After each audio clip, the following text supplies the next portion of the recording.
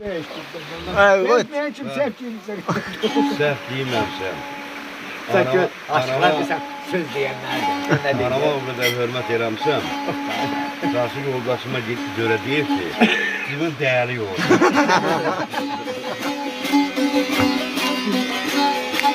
Bilelim, bana etmem de değil. Ha, çay geldi. Çay geldi.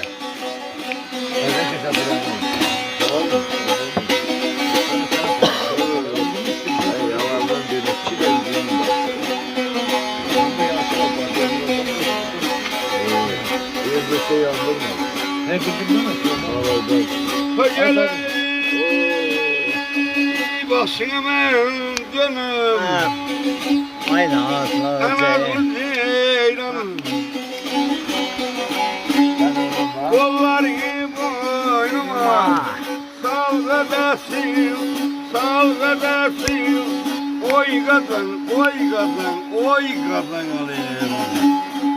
Anam deyir ki, işim zarana dendinen oy kadın alayım. Sevmiş mi? Direkt böyle dur. Her dolara yakın olsun. Kazan Malvay çay. Sen karış, Üstüne birden su. ben Allah'ım kadın. Kavuşsam O eminlerin bal gazesi, bal gazesi. Malvay çay. Ha? Çay Malvay. Testisi kaynardı. Elden Suda. Kolalay ne bol olur galiba.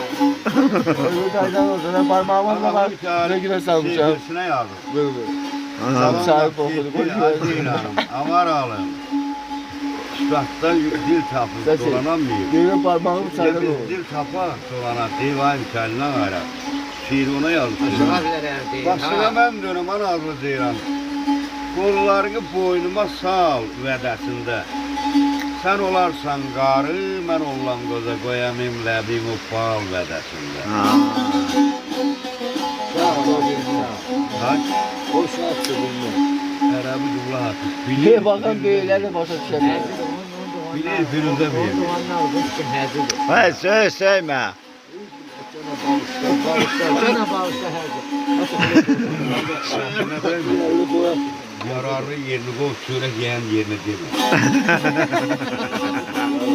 Qatını deməsin doğru.